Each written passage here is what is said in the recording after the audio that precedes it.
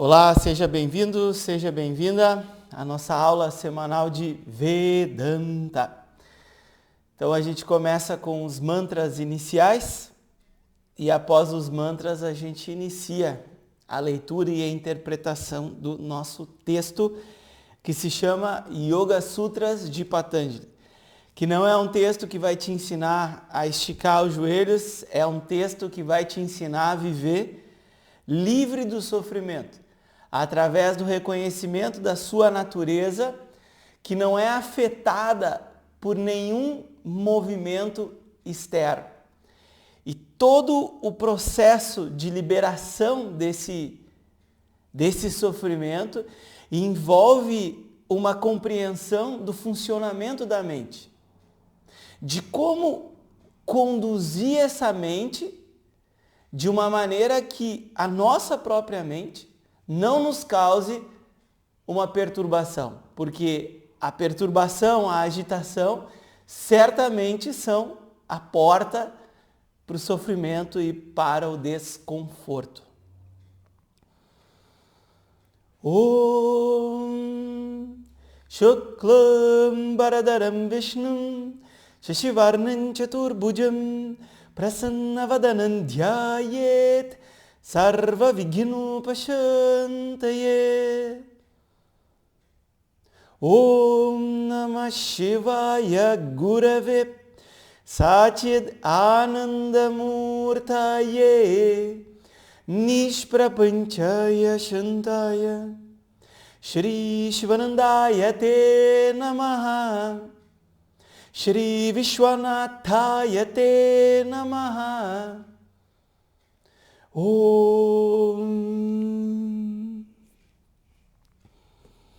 Om Yogena Chittasya Padena Vacham Malam Sharirasya Cha Vaidyakena Yopakarotam Pravaram Muninam Patanjalim Pranjaliranatosmi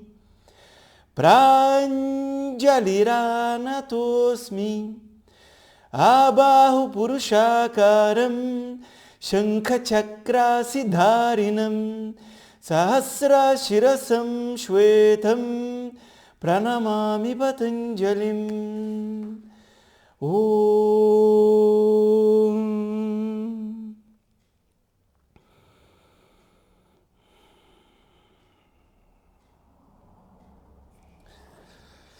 Um namastê, então novamente sejam todos bem-vindos.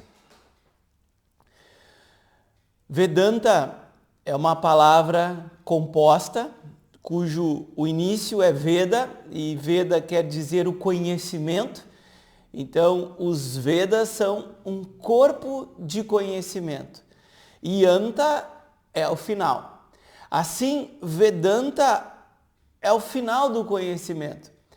E a gente pode imaginar o final do conhecimento como o final do livro.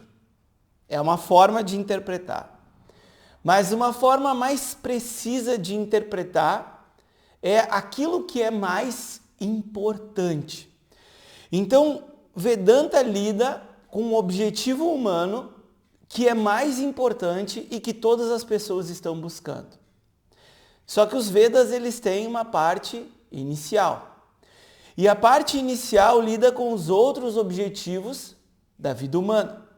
Assim, os Vedas são vistos como um manual para se alcançar aquilo que se deseja, porque ele cobre os objetivos da vida humana. Somos pessoas diferentes com infinitos desejos, porém, esses desejos se enquadram em apenas 4 categorias. A primeira busca humana é por segurança e autopreservação. A segunda busca é por prazer e bem-estar. E a terceira é por buscar valores universais, valores fundamentais que vão melhorar a nossa própria vida. Então a gente tem Artha, Kama e Dharma, que são os 3 objetivos que praticamente boa parte das pessoas está focando. A questão desses objetivos é que tudo que a gente alcança mediante do mundo, mediante contato com as pessoas, mediante as situações, tem um outro lado, tem uma limitação. E a gente já fez essa análise, então a gente vai parar por aqui, mas vai trazer essa visão novamente. Eu não tenho como ter uma segurança absoluta. Uma, porque o meu corpo está se transformando, né? Tá entrando num declínio. Essa é a verdade. Eu não tenho como ter um prazer livre de dor, porque só de pensar que o prazer acaba, eu já fico desconfortável de saber que aquela sensação tão boa não vai estar presente daqui a pouco tempo. Eu também não tenho como ser uma pessoa absolutamente valorosa, porque nós não nascemos como pessoas santas. Na condição de um ser humano, a gente comete erros. Então, em todos eles, em todas essas buscas, vai existir uma limitação. Só que o ser humano, ele não aceita essa limitação, porque ele busca um contentamento inabalável, uma satisfação permanente e uma paz permanente. E quando essa limitação ela surge e a gente não consegue talvez manipular a situação à nossa volta para o nosso bem-estar, porque a gente esquece que não está no controle de tudo, a gente acaba sofrendo por algo que é inevitável, pelo desagradável e o indesejável que fazem parte da vida. Um plano é tentar eliminar com toda a força, com toda a luta, com toda a correria diariamente o indesejável e o desagradável. E a gente vai fazer isso. Só que o porém é, eu não tenho como eliminar absolutamente o indesejável e o desagradável da minha própria vida, porque fazem parte do meu processo de crescimento. Então aqui vem uma virada de chave. E a gente escuta, né, vou usar essa palavra, uma tal espiritualidade que oferece uma possibilidade. Porque se o mundo tem uma impossibilidade para me dar um contentamento inabalável, uma satisfação e uma paz permanente, através do reconhecimento daquilo que eu sou, mas essencialmente, que quer dizer, não é uma coisa que vai e vem, como uma emoção. Eu não consigo viver emocionado o tempo todo. Por isso que esses programas motivacionais também têm uma limitação, porque eu não consigo viver emocionado o tempo todo. Mas, através do conhecimento, eu consigo enxergar a pessoa que eu sou livre desses papéis, livre dessas funções que nós executamos a todo dia. E no reconhecimento dessa natureza, que é o imutável, na nossa própria experiência, a gente reconhece a verdadeira fonte desse bem-estar, dessa satisfação e desse contentamento. Porque é uma pessoa que não precisa se completar. É uma pessoa que não tem uma carência interna. A carência, ela é baseada num erro, numa conclusão sobre si mesmo. Que eu preciso me consertar, eu vim com muitos defeitos aqui. Meu pai e minha mãe são defeituosos. A profissão que eu escolhi é defeituosa porque ela não me dá um determinado benefício. Mas a vida é assim. Às vezes ter pais muito controladores vão te ensinar desde o início a ter uma disciplina. Porém, vão dificultar a sua capacidade de se expressar. E ao longo da sua história, você desenvolveu a disciplina com base no relacionamento com seus pais, porém vai precisar correr atrás para se desenvolver de uma maneira que você pode se colocar como você é, sem assumir um personagem, sem ficar se reprimindo o tempo todo, como uma memória, como uma sombra de algo que você viveu no passado. Então chega um momento que a gente busca um algo a mais. A gente busca uma liberação do sofrimento, não como uma ideia de que na outra vida isso vai acontecer, porque não é isso que é a mensagem de Vedanta e o foco de Vedanta. Na outra vida você se libera do sofrimento, você vai morar no céu, lá no céu tem muitos prazeres, tem muitas coisas boas. O objetivo de Vedanta não é esse. O objetivo de Vedanta é você aqui nessa vida, com o corpo que você tem, com a mente que você tem, com a família que você tem, com os problemas que você tem, tá livre da dependência emocional, tá livre desses jogos de poder, jogos de vaidade, jogos de competição, que é tão danoso, né? E muito pouco falado, porque a competição é querer tirar o lugar do outro. Mas o lugar do outro nunca vai ser tirado, porque cada pessoa é única nessa história. Então, em vez de querer competir, eu posso focar em fazer o melhor com o que eu tenho disponível. E se a gente olhar dessa perspectiva, é quase um milagre todo mundo ter chego aonde está nesse exato momento, porque muitas dificuldades foram vencidas. Então, o final dos Vedas, Vedanta, fala sobre esse objetivo primordial, a liberação do sofrimento, mediante ao reconhecimento daquilo que eu sou essencialmente, que não é afetado, porque se não vai e vem, não sofre nenhum tipo de transformação. E essa é uma certa ironia, porque a gente não está tentando criar uma pessoa diferente, a gente está tentando alcançar uma visão sobre a pessoa que eu sou, livre de carência. Ou seja, eu não tenho defeitos, eu não tenho uma falta. Essencialmente falando, eu não preciso me consertar. Porém, a vida traz dificuldades. E esses problemas são transformados em situações na qual eu invoco a minha objetividade e faço aquilo que eu tenho que fazer. Sem ficar deslumbrado, porque se a minha natureza ela não muda, ela não é afetada, não é porque eu tive um grande sucesso em algo que essencialmente eu vou me tornar maior. Imagina a paz maior. Paz é paz. A sua natureza ela não vai mudar. Da mesma forma, quando surgir um fracasso. E assim, os textos mencionam muito, né, que o sábio é aquele que tem equanimidade. É aquele que consegue ser o mesmo no sucesso e no fracasso. Isso não quer dizer que não mexe com as emoções. Isso quer dizer que, essencialmente falando, não é o mundo que vai modificar a pessoa que você é. Essencialmente falando.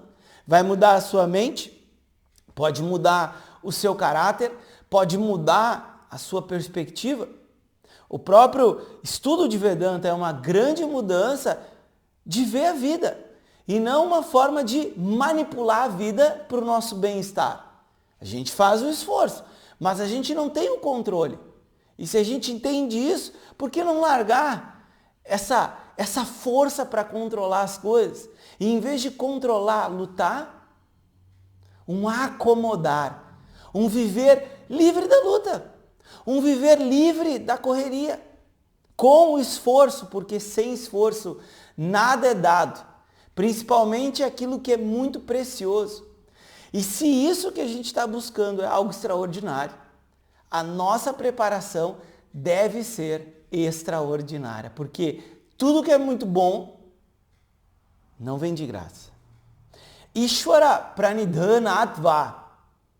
Ou então você alcança essa visão através de Ishvara, que só significa aquele que tudo governa.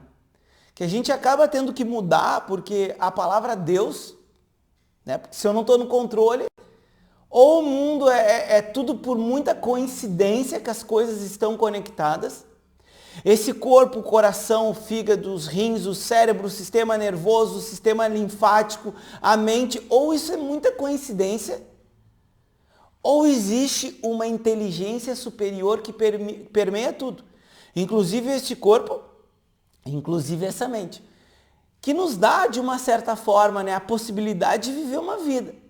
E a pergunta que fica, será que existe um doador? Um criador?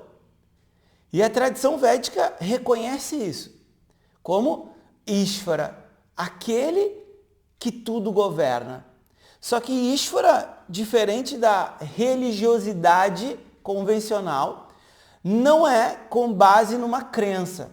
Ah, eu entendi, o mundo é permeado por inteligência, eu acredito na presença de Ishvara. O método não é assim. A devoção, o reconhecimento de um criador, um doador, ele envolve, antes de tudo, um conhecimento. E não é baseado na fé e na crença. Apesar que Shraddha, essa fé e essa crença, elas crescem ao longo da jornada. Porém, não é através de Shraddha que você chega e conhece Ishvara. Porque se eu quero conhecer, eu preciso de um conhecimento. E a fé não necessariamente está baseada em um conhecimento. Agora, se você está completamente satisfeito, satisfeita com uma religiosidade com base na crença e na fé, está tudo bem, não tem problema algum. Mas a tradição védica, trazendo essa visão de Ishvara, a visão ela é muito mais profunda. Porque Ishvara não é uma pessoa fora desse plano aqui, num plano celestial, longe de mim, com qualidades humanas, esse universo do nada. Não é assim que Ishvara é apresentado. Portanto, Ishvara Pranidhanatva nada mais é do que uma expressão da famosa palavra Bhakti Yoga. E Bhakti e Karma Yoga estão completamente ligados. Bhakti é a devoção. E olha que interessante, a devoção começa com conhecimento. Começa com esse conhecimento de Ishvara. E se a gente definisse o que é a devoção? A devoção é o conhecimento de Ishvara. E nessas próximas aulas, a gente vai expor o que é Ishvara. E não quem é Ishvara. Porque quem está relacionado a uma pessoa. Está relacionado a um local específico. Está relacionado a um ego, porque toda pessoa tem um ego. Então, se Deus fosse uma pessoa, por que ele não teria um ego também? Por que ele não estaria num lugar também? Quando a gente ouve a apresentação de Deus dessa maneira, é muito fácil refutar. E não só Deus, como a religiosidade, a espiritualidade, a devoção, as práticas espirituais, por causa de uma única palavra. Hoje, vou dar um exemplo pessoal. Eu não me sinto à vontade de falar sobre Tantra. Porém, muitas das meditações que a gente faz, inclusive nesse exato momento que a gente vai fazer uma que se chama a Japa Dharana, e quem for ver essa gravação depois, pode ser que já tenha passado. São práticas que estão dentro desse corpo de conhecimento chamado Tantra. Só que essa palavra foi tão abusada e tão vinculada e se fez uso para se aproveitar das outras pessoas, que no meu caso pessoal, eu não me sinto à vontade de usar essa palavra. Assim, quando a gente usa a palavra Deus, logo quando a pessoa escuta, já vem uma rejeição. Sabe? Olha, eu gostaria de aprender outras coisas, sabe? Vamos falar sobre meditação, mas essa palavra eu não me sinto à vontade. E o método tá tudo bem, vamos focar nessa parte. Porém, na caminhada de autoconhecimento, se você se aprofundar, é inevitável o desenvolvimento da sua religiosidade, o desenvolvimento da sua conexão com algo maior. Porque essa conexão é o maior amparo que você vai encontrar na sua vida. Essa conexão é a única relação que não vai terminar em sofrimento. Porque todas as relações, menos essa, terminarão em sofrimento. E isso é difícil de analisar. Porque se você pegar o seu bichinho de estimação, amado bichinho, eu tenho um gato também. E quanto mais a gente se apega ao bicho, Quanto mais a gente se conecta, a gente quer esquecer que aquele animalzinho querido por nós, amado por nós, ele vai partir. E quando ele partir, eu fico até arrepiado. A gente vai sentir dor. Então, as relações, elas vão nos levar em algum momento a um nível de dor e desconforto. Essa é a verdade. Ah, mas eu vou partir antes dos meus filhos. Seus filhos vão sentir dor quando você partir. Essa é algo natural. Porém, Ishvara, vamos chamar assim, ele é um ser diferente. Porque ele não está ligado a esse tempo. O tempo é uma circunstância da sua própria criação. E por isso, essa parte do conhecimento, ela reflete numa frase que é muito boa. A espiritualidade é realmente bela.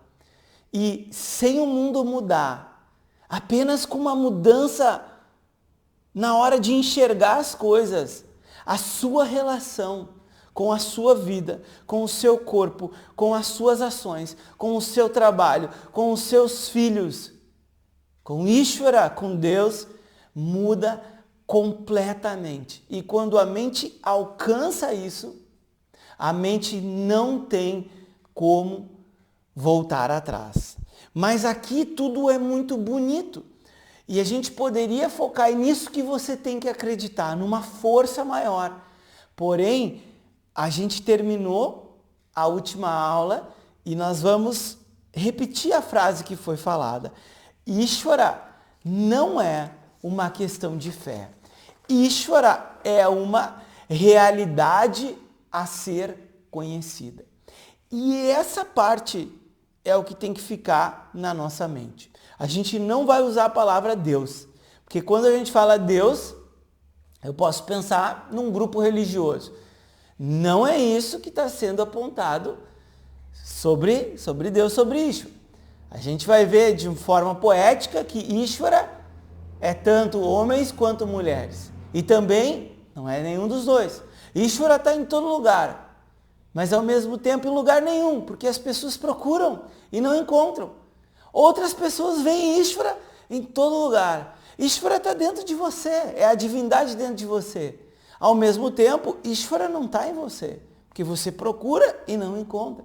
Então isso é um trocadilho, né? Uma forma poética de apontar para aquilo que está além da visão, dos olhos, para aquilo que a mente precisa compreender.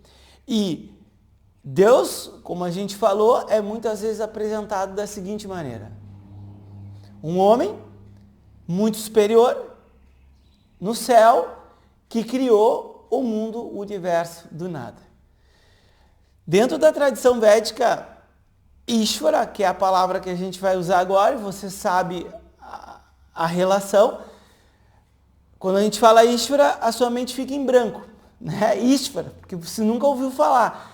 Então esse é o ponto. E agora a gente vai conhecer Ishvara. O primeiro ponto, e aqui eu vou fazer um resumo e a gente vai explicar isso ao longo das aulas, tá? Ishvara é conhecido como a causa material e a causa inteligente desse universo. Então, já é uma coisa muito interessante. Ou seja, o universo não vem do nada, porque do nada, nada acontece. O universo é algo, e algo precisa vir de algo. Então, Ishvara, ele é esse algo. A causa material, ele é tanto o material de construção desse universo, quanto a inteligência. Toda a ordem que permeia todos nós. Ishvara não está separado. Porque se todo esse universo ele é inteligente, ele está conectado, Ishvara não poderia estar fora desse universo. Está separado de mim e de você. Então, Ishvara, ele não é separado de você. Ele a todo momento está manifesto presente. E Ishvara também é o doador dos resultados das ações. Porque nós, como seres humanos, com o nosso livre-arbítrio, a gente pode escolher uma direção.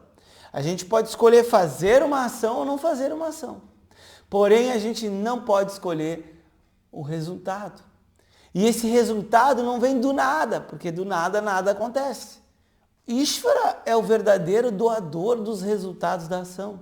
É a balança do karma que faz com que a gente possa nascer aqui nessa vida e viver essa história tão conectada, através de uma visão mais profunda, mas de uma outra visão tão sem sentido.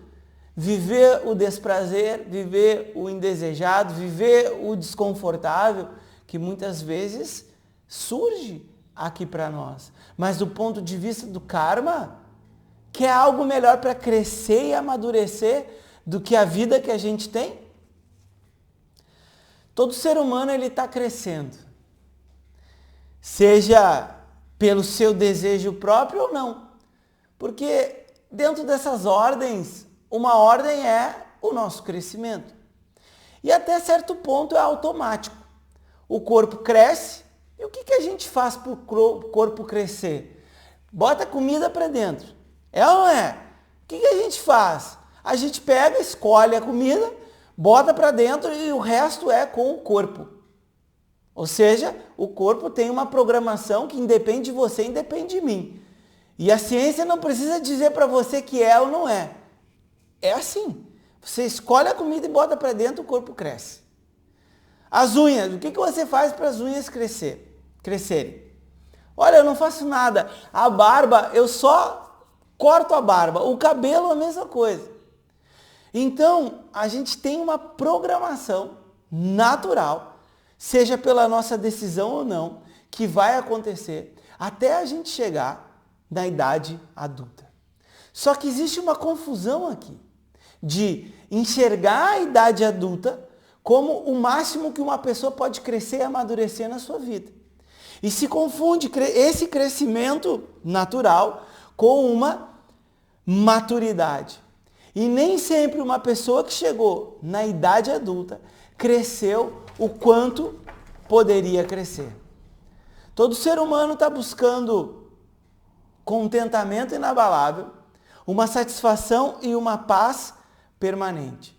Só que, devido a um erro na forma de pensar, todas as fichas são postas em algo que independe de nós. E aí eu vou fazer o esforço, a correria, a força do máximo que eu conseguir, manipulando todo o meio à minha volta para que eu possa extrair um pouco de bem-estar no convívio de uma pessoa, um pouco de satisfação no resultado de uma ação. Porém, por mais que você corra e lute, ainda assim, tudo que é alcançado vem com um outro lado, vem com uma limitação. Um outro nível de crescimento é enxergar a impossibilidade do mundo em prover essa satisfação e essa paz permanente e esse contentamento. Ao enxergar isso, você não passa a desgostar da vida. Você passa a enxergar a vida com uma objetividade maior. E através dessa visão objetiva, você encontra um caminho que é possível, reconhecendo aquilo que você é, que não pode ser mudado e também não é afetado por algo externo.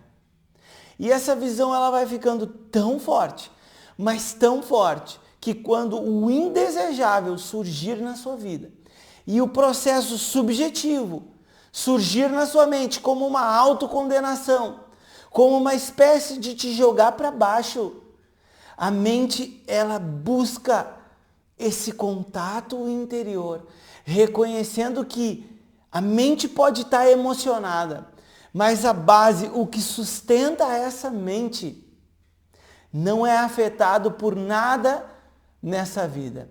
Seja coisas muito boas ou sejam coisas realmente ruins. E essa equanimidade é um reflexo de uma pessoa que cresceu o quanto poderia crescer, que amadureceu o quanto pode amadurecer e saiu desse sobe e desce, né, que a gente chama o deslumbramento e digamos assim, não é depressão, né, mas é uma condição de estar deprimido, porque esses dois, eles são baseados numa ilusão. E através dessa correção desse pensamento errado, e esse pensamento errado, ele surge o desejo, porque eu quero alcançar algo que eu ainda não tenho, por isso eu sou uma pessoa carente. E dessa carência interna, eu vou começar a fazer ações, na esperança, na crença, de que eu vou obter algo que me completa. Eu vou obter algo diferente do que eu já tenho, que vai me deixar completamente contente. Só que o contentamento, ele é uma acomodação daquilo que é. E o contentamento não pode vir de uma não aceitação daquilo que é agora. Ou eu aceito a realidade da vida como ela é e eu alcanço esse contentamento, ou eu nunca vou ter contentamento. Porque a pessoa que alcança uma coisa com base no desejo, no momento que você satisfez o desejo, pum, o desejo morre e outro desejo cresce. O desejo morre e outro desejo cresce. E é assim a estrutura psicológica da nossa mente. Só que se a gente olhar para a raiz, o que leva essa continuidade de desejos e desejos e desejos, a gente vai enxergar uma ignorância. E essa ignorância, esse ignorar essa pessoa que eu sou livre dos papéis, que é completa, suficiente em si mesmo, eu consigo olhar para o aspecto do desejo e tiro o fator daquilo que me controla, e o que me controla é uma compulsão. É uma força que me arrasta nesse mundo de um lado e para o outro, para tentar alcançar com unhas e dentes aquilo que eu desejo e para evitar com unhas e dentes aquilo que eu não desejo. Mas isso só seria possível se a gente fosse o verdadeiro controlador de tudo. Porque se a gente fosse o controlador de tudo, se a gente tivesse realmente no controle, nós realmente poderíamos alcançar tudo que nós desejamos e evitar tudo que nós não desejamos. E esses são os dois inimigos da mente. A compulsão, a correria para alcançar aquilo que você quer e para evitar aquilo que você não quer. E esses dois inimigos, que são chamados de raga e dvesha, eles vão levar a pessoa a uma perturbação e uma doença. E raga e dvesha, ele está associado não ao que você gosta, né? É traduzido como gostos e aversões. Por que eliminar gostos e aversões? Não é esse o ponto, mas a compulsão, a força que te arrasta frente a alguma coisa. Porque enquanto você alcança o que você quer, tá tudo bem. Só que o ponto é, e quando aquilo que você quer não está disponível? Vamos dar um exemplo de algo que acontece muito. As pessoas muito vaidosas. E depois que você chega com 70 anos, como é que faz com isso? Porque a beleza não é a mesma. Agora, existe a beleza de uma naturalidade, mesmo de uma pessoa com 70, 80 anos. Existe uma beleza ali. Mas quando também existe a negação desse período de vida, vai existir um conflito muito grande, uma não acomodação da realidade. Então a pessoa está com 80 anos e não alcançou contentamento, não está nem um pouco satisfeita, porque essa beleza estética que a gente vê, em algum nível ela vai embora. Num nível essencial, toda pessoa que viveu e vive aquilo que ela quer, ela tem uma beleza. Mesmo se tem uma orelha maior do que a outra, mesmo se tem um narizinho um pouco maior, mesmo se as medidas não são as medidas socialmente aceitas. E daí? Eu não estou aqui para estar sendo socialmente aceito. Eu estou aqui para acomodar a pessoa que eu sou e fazer o melhor que eu posso fazer. Isso é o reflexo de uma pessoa livre. Não é uma pessoa inconsequente, mas é uma pessoa que acomodou a si mesmo e que com o seu esforço extrai o melhor que pode extrair de si mesmo. Isso é o conhecimento de Vedanta. Isso é a mudança de perspectiva sem o mundo mudar. Os jogos de poder não vão acabar. Os jogos de poder estão aí, vão continuar. Mas no momento que você vê, a mente, ela não pode voltar mais.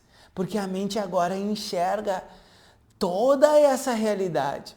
E se eu não sou o Deus da minha própria vida, por que eu já não largo esse controle a todo momento? Então os seres humanos, eles estão buscando esse contentamento inabalável, essa satisfação e essa paz permanente.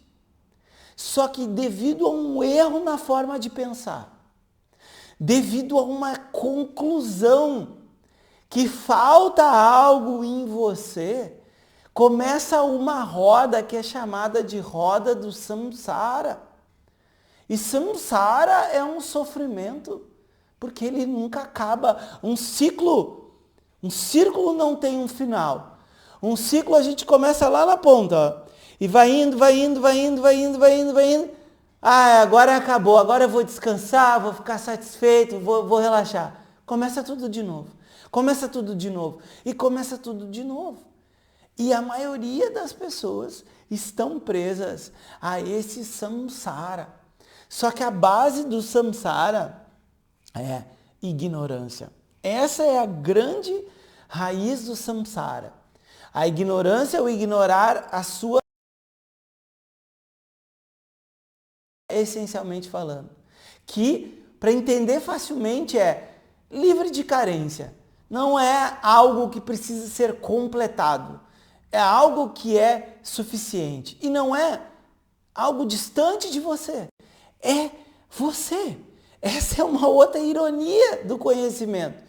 Você está tentando conhecer a si mesmo e não transformar a si mesmo em uma outra pessoa, essencialmente. Não a nível de mente, não a nível de corpo, não a nível de caráter, não a nível de personalidade. Então, Vedanta não cria uma pessoa diferente. Vedanta mostra quem você é. E uma outra ironia é, mesmo estudando muito tempo, muitas pessoas não conseguem enxergar a si mesmo dessa maneira. E aí o que falta é o que é chamado de adhikara. E adhikara é um processo de preparação. Foi falado nos sutras passados, né? O que seria o nosso adhikara? A nossa confiança, o nosso shraddha, o nosso esforço para adquirir esse conhecimento, a repetição dos ensinamentos, o processo de preparação da mente, que envolve um ganho de tranquilidade, que envolve um ganho de autocontrole, que envolve um ganho de foco e o contato com o conhecimento. Perceba que o conhecimento está aqui, porque você quer conhecer a si mesmo, livre de carência. Então, o conhecimento, ele é o ponto principal. E às vezes chega uma pergunta que é assim, como assimilar o conhecimento de Vedanta? A primeira parte e mais importante é escutar o ensinamento. E, portanto, conseguir estabelecer a sua rotina de vida, na qual você tenha um espaço para escutar esse ensinamento, é a parte principal. E aí, com o tempo, você vai fazendo a sua preparação, que está muito relacionado às suas qualidades mentais.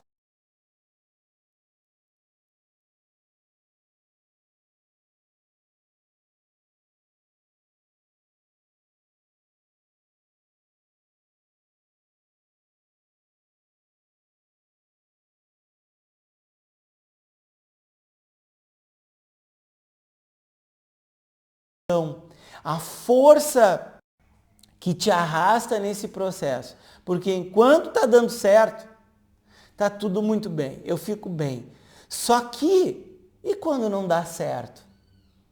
Que é muitas vezes, não é? Durante o dia, quantas coisas não saíram como você quer e não sairão como você quer? São muitas.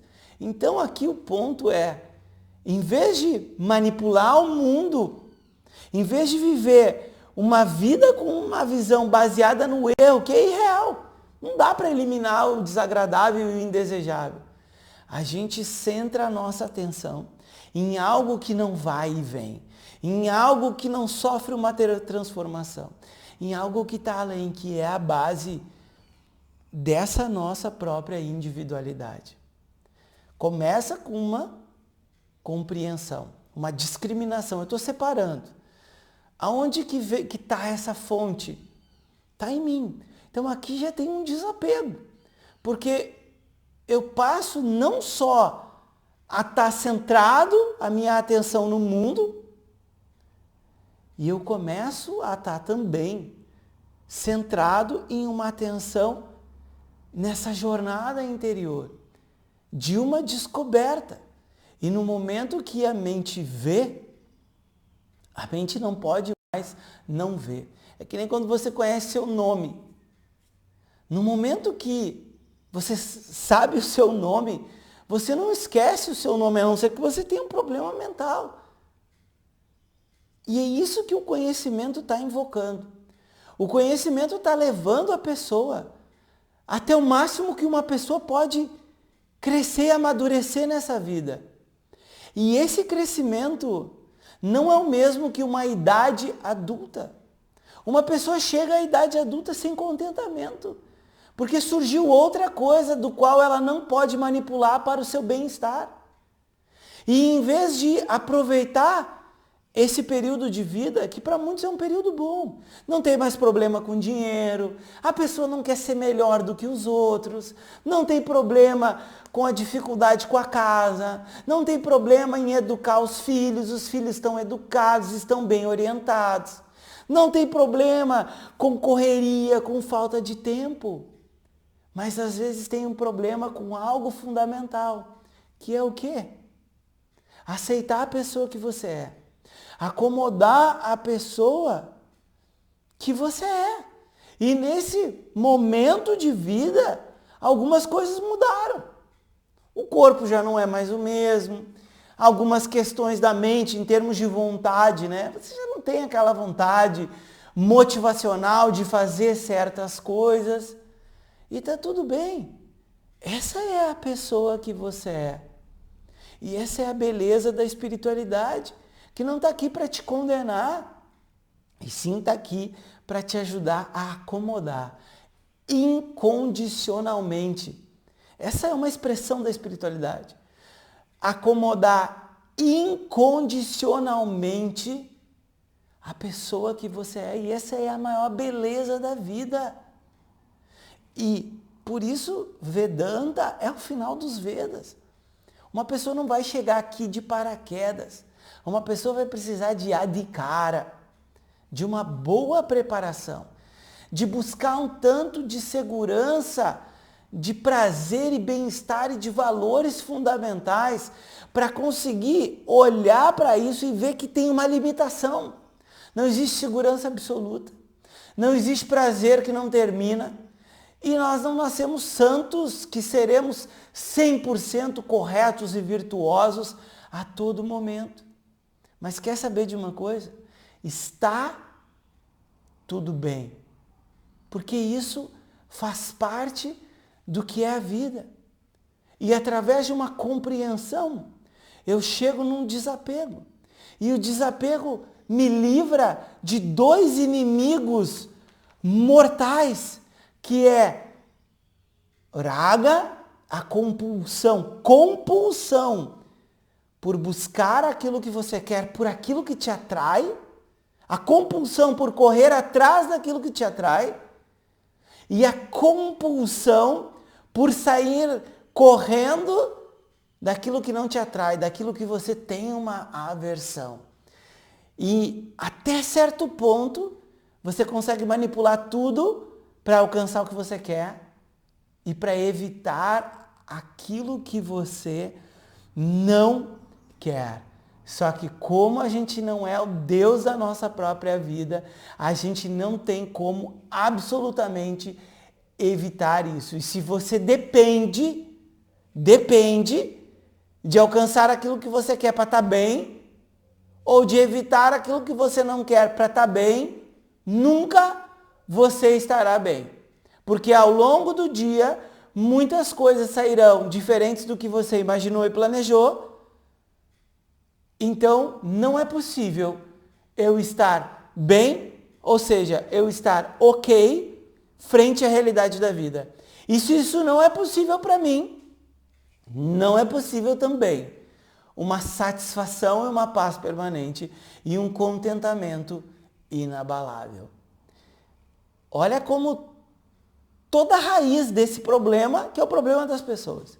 Às vezes também chega uma pergunta, por que esse conhecimento é atemporal? Porque o problema é atemporal, é o mesmo, é uma ignorância que dá o impulso para o desejo, que nada mais é, eu quero completar uma carência de algo que me falta e eu preciso fazer as ações.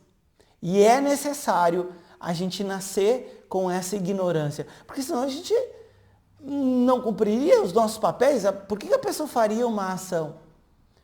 E o ponto é, pessoas que alcançaram essa visão continuaram com o seu papel social. Ministros, químicos, engenheiros, pessoas com papéis, né, de muita responsabilidade socialmente. Só que não é o papel que define aquilo que você quer.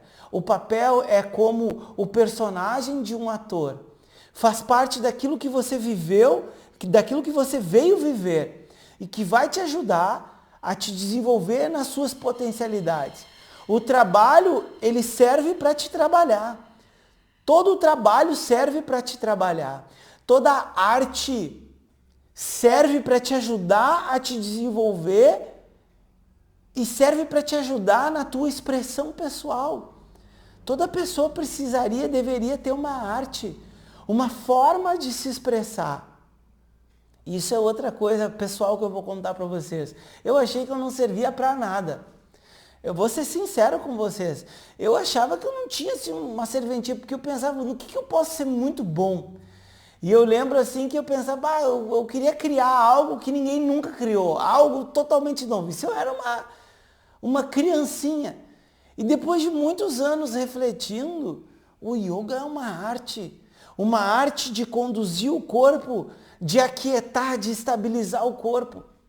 Uma arte de conduzir a respiração dentro de situações muito adversas, como asanas.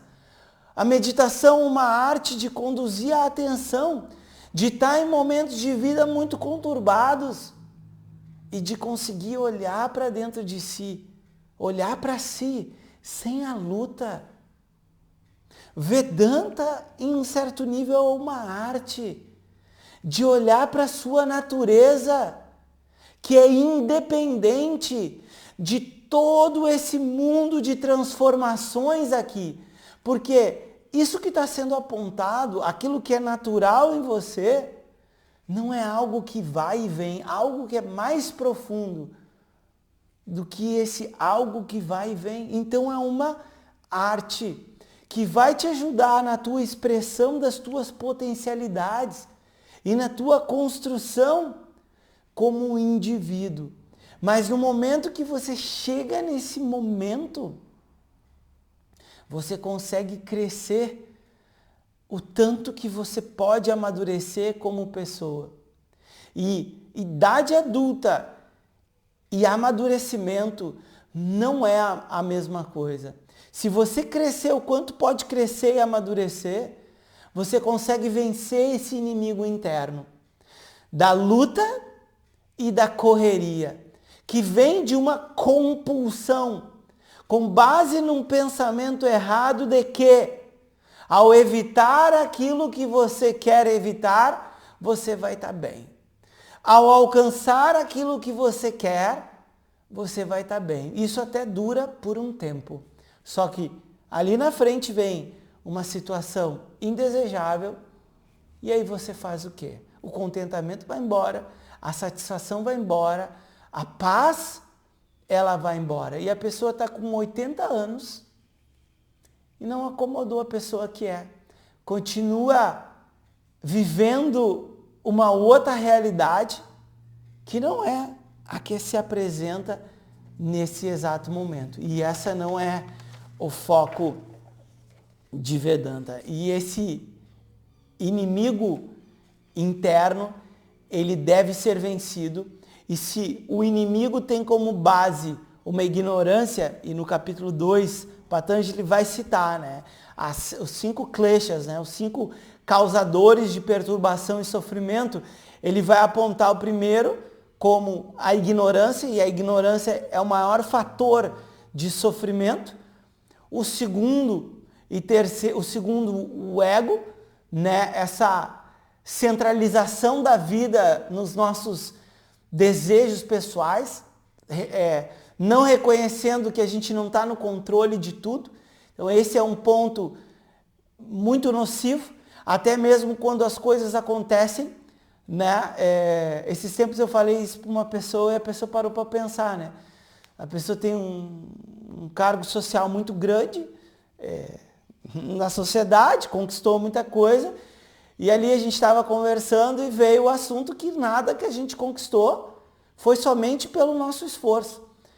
Todo o nosso crescimento a gente subiu em cima dos ombros de outras pessoas. Essa é outra grande reflexão de vida. A gente cresceu em cima dos ombros de outras pessoas. A gente foi totalmente influenciado por fatores externos que independem somente do nosso esforço. O nosso esforço é um ponto crucial e fundamental. Porém, a gente não chegou aonde está somente pelo nosso esforço. E naquele momento vem um silêncio. Porque isso é uma realidade da vida. Isso não pode ser negado. Ninguém chega aonde está somente pelo seu próprio esforço. Portanto, o ego, se não compreendido corretamente, ele vai causar muito sofrimento. Porque se é somente pelo esforço que eu tenho sucesso na vida, então quer dizer que todo fracasso é culpa minha. Eu sou culpado. Eu sou uma pessoa desprezível. E não é assim que a gente é. Às vezes a gente se esforça muito por uma coisa e não está aberto. Isso é a realidade. Tem pessoas que se esforçam muito e querem muito, por exemplo, ter uma relação. E ali está o karma da pessoa, não consegue. A pessoa se esforça muito para ter uma boa relação com o pai e com a mãe. E não consegue, ali tem uma questão kármica. Mas mesmo assim é válido continuar com o esforço, porque uma hora o karma é vencido. Tudo é recompensado que a gente faz. A gente faz exercícios físicos, a gente medita, a gente faz várias práticas espirituais. Segundo a tradição, é dado a bênção dessa pessoa fazer a passagem sem sofrimento. E a pessoa sai aqui desse mundo, se desconecta desse corpo, sem um sofrimento, sem dor. Quantas pessoas não pensam em morrer dormindo para que essa pessoa não sofra? É dado isso para a pessoa. Então, se a pessoa se esforça, essa pessoa recebe alguma coisa, porque não existe ação que não tenha um resultado. Só que às vezes esse resultado ele não vem na hora. E depois, o outro inimigo, o que nos leva ao sofrimento é raga e doesha. E raga e doesha deve ser combatido com o desapego. E o desapego envolve essa visão de 180 graus. A satisfação e o contentamento e a paz estão aqui dentro. Então é aqui dentro que eu preciso conhecer melhor, entender melhor. E isso não anula o seu papel, os seus desejos. Só que você tem a noção que não é pela satisfação do seu desejo que você vai se preencher. É através do conhecimento da pessoa que você é livre dessa carência. E isso elimina o inimigo da compulsão, raga e doesha.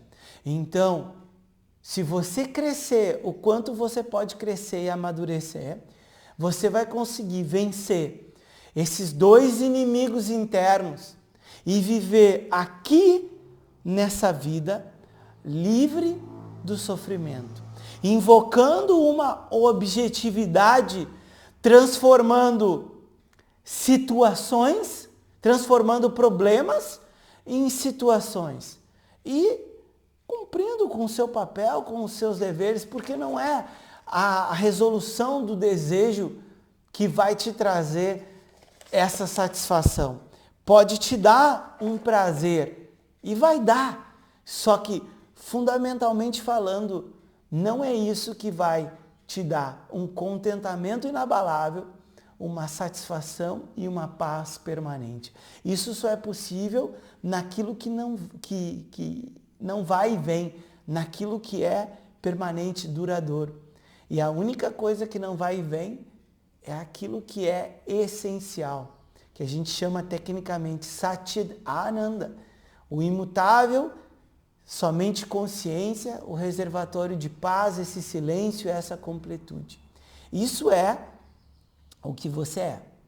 Inicialmente, distante o pensamento, a visão de si, mas vai chegar um momento que vai vir uma situação realmente desafiadora e a mente vai se associar a todo o padrão com base nessa compulsão de conseguir o que você quer e de tentar evitar o que você não quer.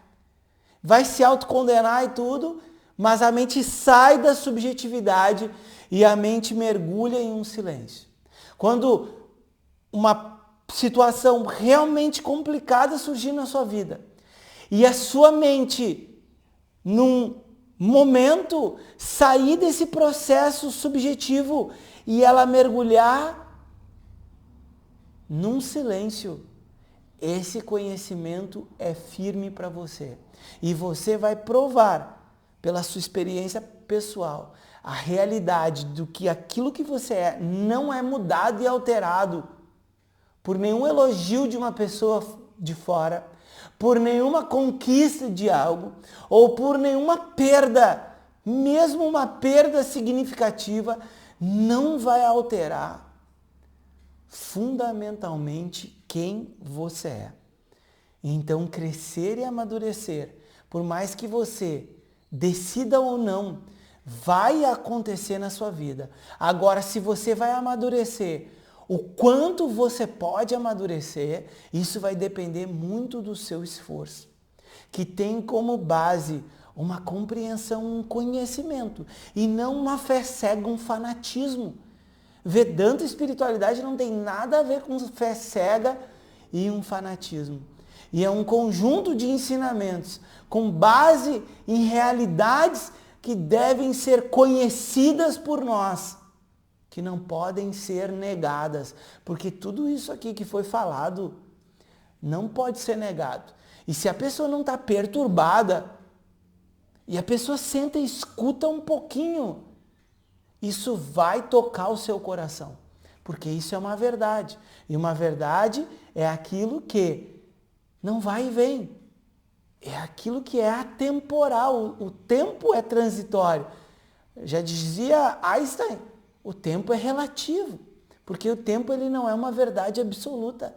Mas isso que está sendo dito, o problema humano que está relacionado a esses dois inimigos da compulsão, dessa força que te arrasta no mundo, vai te levar em algum nível ao sofrimento, à ansiedade, à depressão, à doença.